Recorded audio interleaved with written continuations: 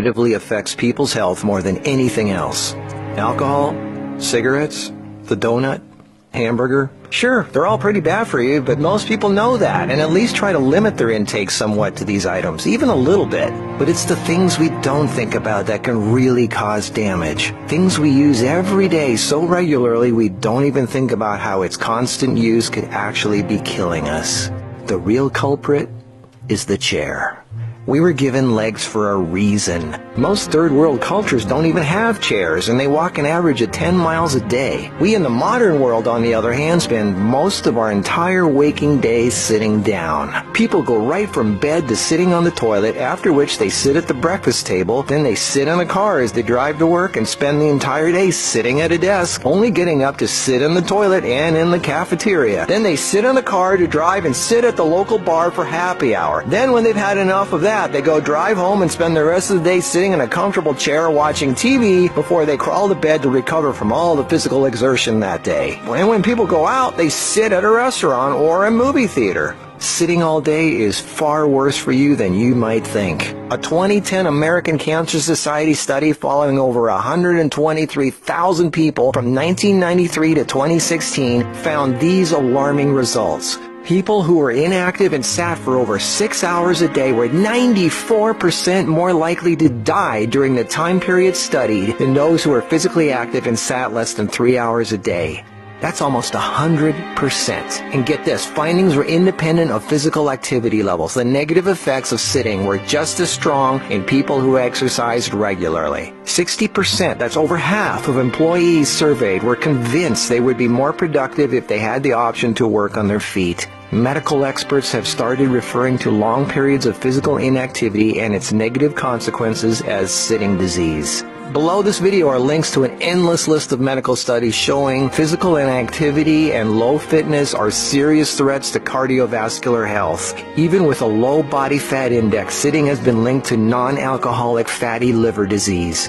Studies showing differences in brachial and femoral artery responses to prolonged sitting. Studies showing reducing sedentary time may protect DNA. Sedentary lifestyle has been linked to depression. How sitting less increases muscle mass. Multiple studies linking diabetes to inactivity and sitting. Cells in idle muscles don't respond well to insulin, so the pancreas produces more and more, leading to diabetes. And how 5 minutes of standing every half hour can improve glucose metabolism and really help postmenopausal women who are pre-diabetic. Blood pressure drops when standing compared to sitting. A Cornell University study found that sitting more than 1 hour induces biochemical changes in lipoprotein lipase activity, that's an enzyme involved in fat metabolism, and glucose metabolism, leading to deposits of fats in adipose tissue rather than being metabolized by muscle, and increases heart attack risk, coronary heart disease, and kidney disease. This happens in both fit people who do regular aerobic activity and also unfit overweight people. This means regular exercise does not cancel out these effects of sitting the rest of the day. Sitting a lot is asking for trouble, no matter who you are.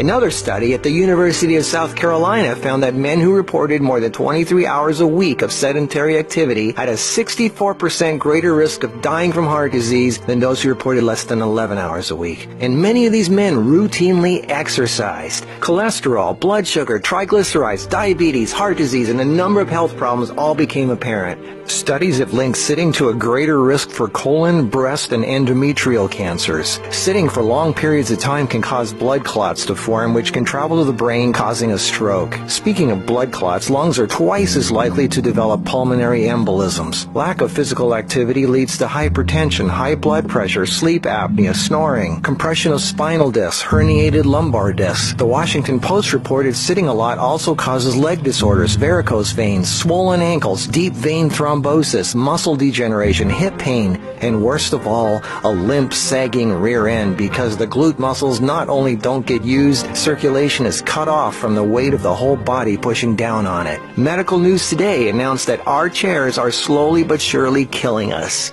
The links to all these studies are listed below this video. So what do? We have to work, right? Well, the first thing to have to look at, obviously, is our desk. It's actually becoming commonplace in many offices, factories, and even schools globally to switch to standing desks. They even have desks that instantly adjust from sitting to standing position and back down again as needed. Just Google standing desks and you get all kinds of companies. I myself use standing desks to do my video editing and even have a treadmill desk for doing my office work and online stuff. I find this much more effective than the bicycle desk I have for working on the computer. Even though my legs are moving, you're still sitting, and the leg muscles are not supporting the weight of the body. And this is why being on our feet is so important and effective.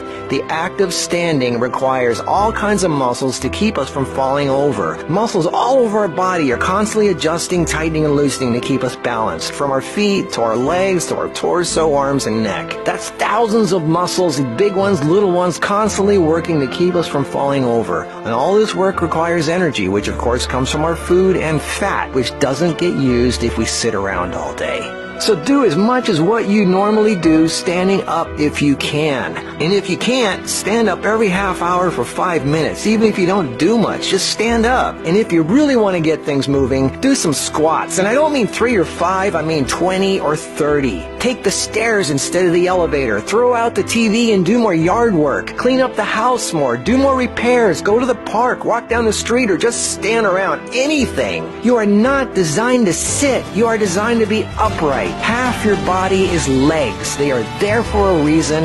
Use them. If you value your life, get off your ass.